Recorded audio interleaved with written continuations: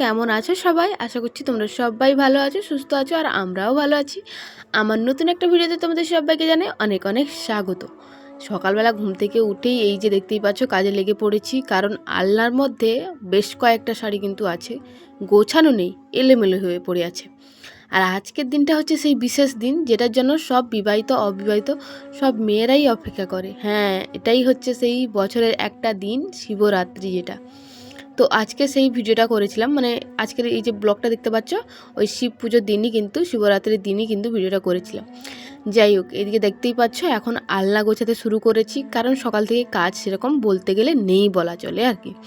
তো বার করেছি, ব্রত করেছি, রান্না বান্না বলতে গেলে সেরকম শাশুড়ি মাই করছে। তো ভাবলাম চলো আলনার মধ্যে জামা কাপড়গুলো এলোমেলো হয়ে পড়ে আছে, তো জামা কাপড়গুলো গুছিয়ে দিই ভালো করে। আলনার মধ্যে না কেমন একটা দেখতে লাগে, মানে আলনার মধ্যে জামা কাপড়গুলো থাকলে না কেমন একটা দেখতে লাগে আর কি, এলোমেলো হয়ে পড়ে থাকলে। এদিকে দেখো, তারপর তো আমি আলনার থেকে গুছিয়ে নিয়েছিলাম ভালো করে। গুছিয়ে নেওয়ার পর স্নান করতে চলে গেছিলাম। স্নান কমপ্লিট করে এসে এই যে দেখতেই পাচ্ছ এখন একটা শাড়ি বের করছিলাম, ওইটা পরে কিন্তু আমি পুষ্পাঞ্জলি দিতে যাব আর কি, মানে শিবের মাথায় জল ঢালতে যাব।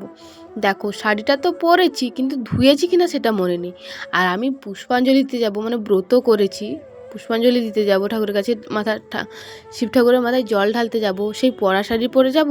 তো ভাবলাম চলো শাড়িটা পরেছি কি পরিনি, মানে ধুয়েছি কি ধুয়ে ঠিক নেই, মানে মাথার মধ্যে নেই। তো ভাবলাম চলো একবার ধুয়েই দিই, কষ্ট তো আর ওতে হবে না, একটু ধুয়েই দিই না শাড়িটা। তো তার কারণে কিন্তু এই লাল শাড়িটা বের করেছি, ওই লাল শাড়িটা ধুয়ে একটু রোদের মধ্যে দিয়ে যাব। আর আমি একটা কাজে যাব, তো তার আগে কিন্তু আমি এই যে স্নান কমপ্লিট করে নিয়েছি। স্নান কমপ্লিট করে নেওয়ার পর শাড়িটা বের করে নিয়েছি। আর আমি না সমস্ত চাবি কিন্তু, আলমারির সমস্ত চাবি কিন্তু লাগিয়ে দিয়েছিলাম, কারণ তোমাদের দাদাভাই বলে নাকি আলমারির মধ্যে চাবি ঝুলিয়ে রাখতে নেই। তোমরা জানিও তো এই আলমারির মধ্যে চাবি ঝুলিয়ে রাখলে কি হয়। তো তোমাদের দাদাভাই বকে বলে কিন্তু আমি চাবিগুলো ঝুলিয়ে রাখি না কখনোই, বলে কি একটা বিষয় নিয়ে বলে যে চাবি কখনোই ঝুলিয়ে রাখতে নেই আলমারির মধ্যে। এদিকে দেখো ম্যাচিং করে একটা ব্লাউজ বের করছিলাম, মানে এই ব্লাউজটা আমি আমার বোনের কাছ থেকে নিয়ে এসেছিলাম। এই যে দেখতেই পাচ্ছ লাল রঙের, লাল সাদা ব্লাউজটা যেটা, ওটাই কিন্তু আমার বোনের কাছ থেকে নিয়ে এসেছিলাম আর কি। ওইটা আর শাড়ির সঙ্গে ম্যাচিং করে কিন্তু নিয়ে, মানে এই দুটো ধুয়ে দেবো। আর এই যে দেখতে পাচ্ছ সাদাটা, সেটা কিন্তু আমি এখন পরে যাব আর কি, একটা সুতির শাড়ির মধ্যে পরে যাব। এই যে দেখতেই পাচ্ছ এই দুটো এখন ধুয়ে এখন রোদের মধ্যে দেবো আর কি। আর আজকে কিন্তু বেশ কয়েকটা শাড়ি বেরিয়েছে আর কি। আর ওই যে মেলায় গেছিলাম না শাড়িটা পরে, ওই শাড়িটাও কিন্তু ধুয়ে দিয়েছি, কারণ ওই যে বৃষ্টির মধ্যে গেছিলাম, আর মানে গেছিলাম না, বৃষ্টির মধ্যে যে এসেছিলাম, শাড়ির মধ্যে কিন্তু ওই মাটির জল বা এই মোরামের যে জলগুলো থাকে না, লাল জলগুলো কিন্তু শাড়ির মধ্যে লেগে গেছে আর কি। ভালো করে শাড়িটাকে ধুয়ে দিয়েছি। আর এই যে শাড়িটা এখন কিন্তু ধুয়ে দিয়েছি। আর এই শাড়িটা খুবই পাতলা, এতটাই পাতলা, মানে কি বলবো, 5 মিনিটও লাগবে না শাড়িটা শুকতে আর কি। 5 মিনিট আমি বেশিও বলে ফেলছি আর কি, মানে সঙ্গে সঙ্গে ধুয়ে শুকিয়ে দিলে না খুব সুন্দরভাবে শুকিয়ে যাবে। আর এই যে দেখো অবস্থাটা, ব্লাউজের হুপের মধ্যে কিন্তু আমার মানে চুলটা আটকে গেছিলো আর কি। শাড়িটা মানে কি বলবো, প্রচুর পরিমাণে পাতলা, আর পরতেও বেশ আরাম লাগে জানো তো। অনলাইন থেকে জিনিস কিনেছি, হ্যাঁ এক একটা জিনিস ভালো পড়ে, আবার এক একটা জিনিস কিন্তু অনেকটাই বাজে আসে আর কি শাড়িগুলো। আর শাড়িটা কিন্তু খুব সুন্দর এসেছে, এই যে দেখতেই পাচ্ছ এই শাড়িটাও কিন্তু পরতে বেশ আরাম লাগে আর কি। এই শাড়িটাও কিন্তু আমি অনেকবার পরেছি, দেখেছো। সেই যাই হোক, জামা কাপড়গুলো রোদের মধ্যে শুকিয়ে এখন চলে এসেছিলাম ICDS আমাদের ক্লাবে। তো আমরা হচ্ছি মানে বেশ কয়েকজন, বলতে গেলে ওই 10 জন মতন মহিলারা, আমরা হচ্ছি মাতৃসংঘ কমিটি বলতে পারো আর কি। মাতৃসংঘ কমিটি বলতে এই বছরে করেছে, মানে কি বলতো, ওই যে শিব পুজোর যে দায়িত্বগুলো আমাদেরকে নিতে হয়েছে। দায়িত্ব বলতে কি বলতো, ওই যে বর্তিরা, মানে বর্তি বলছি, মানে লোকজন যারা যে শিবের মাথায় জল ঢালতে আসবে, তো তারা তো উপোস করে আসছে। আর কিছু জায়গায় দেয় এরকম প্রসাদ, আবার কিছু জায়গায় দেয় না। তো আমাদের এখানে আয়োজন করা হয়েছে ছোলা সাবু, যেগুলো বর্তিদের মুখে, মানে যারা আসবে তাদের মুখে কিছু তুলে দেওয়ার জন্য। এই যে দেখতেই পাচ্ছ এখন কাজের মধ্যে লেগে পড়েছিলাম আর কি। সাবু ছোলা তো ভেজানো হয়ে গেছিলো আগের দিন, আর এখন আমি এসে কিন্তু এখন নারকেলটাকে কোরাতে শুরু করে দিয়েছি, কারণ কাজে লেগে পড়েছি। আর সত্যি কথা বলতে গেলে এখনও পর্যন্ত মানে 10 জনের নাম হয়েছে, কিন্তু এসেছে ওই 4 থেকে 5 জনই, কিন্তু আমরা 5 জন 6 জন এসেছি আর কি, কিন্তু আছে অনেকজনেরই নাম আর কি। যাই হোক, আমি এসেছিলাম, আমার পাশের বাড়ির একজন কাকিমা ও এসেছিলো আমার সঙ্গে, কারণ আমার বাড়ি থেকে মানে ICDS যে স্কুলটা বা মন্দির বলো একটু দূরে আছে আর কি।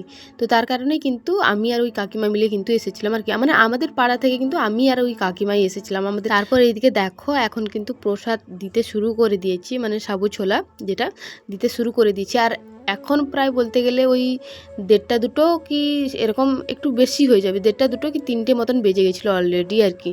1:30 2 বলছি হ্যাঁ, কিন্তু 3টা অলরেডি বেজে গেছিলো আর কি। আর আমি এসেছিলাম সকাল ওই 11টা 11:30 থেকে এসেছিলাম। আর আমিও কিন্তু বাড়ি গেছিলাম ওই 4:30 5টার দিকে কিন্তু বাড়ি গেছিলাম, কারণ অনেকক্ষণ এখানে এসেছিলাম তো অনেকক্ষণ দেরিও হয়ে গেছে। দাদু এসে কিন্তু একবার খোঁজ নিয়ে গেছিলো, মানে কথা বলে গেছিলো আমার সঙ্গে দাদু, ওই 2টোর দিকে কিন্তু দাদু এসেছিলো। আর দেখো একটা কথা কি জানো তো, মেয়েরা পারে না এমন কোনো কাজ নেই, মেয়েরা চাইলে সমস্ত কিছুই করতে পারে। আর আমি না এখানে এসে খুব মজা পাচ্ছিলাম, মানে খুব ভালো লাগছিলো আর কি। ভালো লাগছিলো কারণ বলছিলাম কেন জানো তো, আমার না ওই একা ঘরের মধ্যে বসে থাকতে একদমই ভালো লাগে না আর কি। আর আমি এখানে এসে আমার দুজন ফ্যামিলি মেম্বারের সঙ্গে দেখা হয়ে গেছে, এই যে দেখতেই পাচ্ছ দুজন বন্ধু, মানে দুজন ফ্যান আর কি। তো আমি প্রসাদ দিয়েছিলাম ওইখানে, দেখে বলছিল যে দিদিভাই তুমি একটু থাকবে না, তোমার সঙ্গে একটু ভিডিও করব, আর তোমার ভিডিওগুলো খুব সুন্দর লাগে দেখতে, আমরা দেখি তোমার ভিডিও। আর এরাও কিন্তু ভিডিও করে, কিন্তু ওদের নাম না, সরি, ওদের যে চ্যানেলের নামটা আমি জানি না। যাই হোক, মাইক চলছিল এতটাই জোরে, ভয়েস তো দেওয়া তো দূরের কথা, কোনো কিছু বলতেও পারছিলাম না। তো ভাবলাম চলো দুই বোনকে তোমাদের সঙ্গে একটু শেয়ার করলাম। আর ওরাও কিন্তু হাসি খুশি মুখে ভিডিওতে আসতে চাইলো বলে কিন্তু ভিডিওতে তুলে ধরলাম। আর এই যে দেখতেই পাচ্ছ, এই যে দুই বান্ধবীর সঙ্গে একটু ভিডিও করলাম, ছবিও তুলেছিলাম, বেশ ভালোও লাগছিল। তো একটু ভালো বলতে কি বলতে একটু বেশিই ভালো লাগছিল, কারণ ভিডিও করি বলে অনেকে বলবো না, হয়তো সবাই হয়তো আসতে চায় না, কিন্তু কিছু কিছু মানুষের সঙ্গে যখন দেখা হয়ে যায় না, খুব ভালো লাগে। যখন কিছু মানুষ বলে তোমার ভিডিওগুলো দেখতে ভালো লাগে, বা তোমার ভিডিও দেখি আমি, খুব ভালো লাগে, তুমি খুব ভালো, তখন না মনের মধ্যে একটা আলাদাই ফিলিংস মানে আসে আর কি, খুবই ভালো লাগে আর কি এই জিনিসটা। বাড়ি চলে এসেছিলাম ওইখান থেকে ওদের সঙ্গে একটু আলাপ করে, তারপর কিন্তু বাড়ি চলে এসেছিলাম। বাড়িতে এসে কিন্তু সন্ধ্যা দিয়ে দিয়েছিলাম। আর মা কিন্তু ফুল বেলপাতা ওইগুলো কিন্তু গুছিয়ে রেখেছিল, তো আমি কিন্তু ফলমূল যেগুলো ছিল ওইগুলোকে গুছিয়ে নিয়েছি। এখন কিন্তু আলতা পরছিলাম। দেখো, একজন বিবাহিত মেয়ের কাছে সব থেকে গুরুত্বপূর্ণ হচ্ছে তাদের স্ত্রীর চিহ্ন যেটা বলে আর কি। এই যে পায়ে আলতা পরা বলো, বা মাথায় সিঁদুর বলো, বা হাতের মধ্যে শাঁখা পোলা, এইগুলো হচ্ছে স্ত্রীর চিহ্ন, যেটা ছাড়া অসম্পূর্ণ বলা যায় আর কি। যে যত যাই সাজ করো না কেন, জিন্সের স্যুট পরো বা টপ পরো বা চুড়িদার সালোয়ার কামিজ যাই পরো না কেন, হ্যাঁ আমি এটা মানবো যে আমি কিন্তু সালোয়ার কামিজ অনেকবার পরেছি, চুড়িদার অনেকবার পরেছি, কিন্তু জিন্সের স্যুট বলো টপ বলো ওইগুলো তো পরিনি, কোনোদিনও পরবো না। আর ওইগুলো পরতেও আমার খুবই লজ্জা লাগে। আর কিছু কিছু মেয়েদেরকে দেখেছি তারা বিয়ে করেছে, বিয়ের পরেও তারা দেখি স্ত্রীর চিহ্নগুলো লুকিয়ে রাখে বা খুলে দেয়, বা অনেকের ক্ষেত্রে দেখেছি, কিছু কিছু মেয়ের ক্ষেত্রে দেখেছি আর কি। যাই হোক, ওগুলো বাদ দাও। আমি কিন্তু এখন একটা কথা আছে কি জানো তো, নারীর সৌন্দর্য হচ্ছে শাড়ি।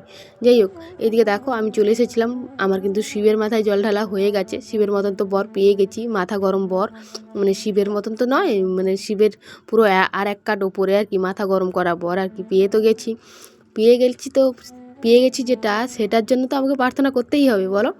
তো যাই হোক, শিবের মাথায় জল ঢেলে আমার কিন্তু মানে প্রণাম করা হয়ে গেছিলো। আর এদিকে দেখো আমি কিন্তু এখন একটা মানে জল খাচ্ছিলাম এদিকে এসে, এটাকে জল বলে না, এটাকে আমাদের ভাষায় আমরা বলি পরিপঞ্চামৃত, যদি সবাই হয়তো এটা বলতে পারে বা বলে হয়তো জানি না, এগুলোকে তো আমরা বলি পরিপঞ্চামৃত।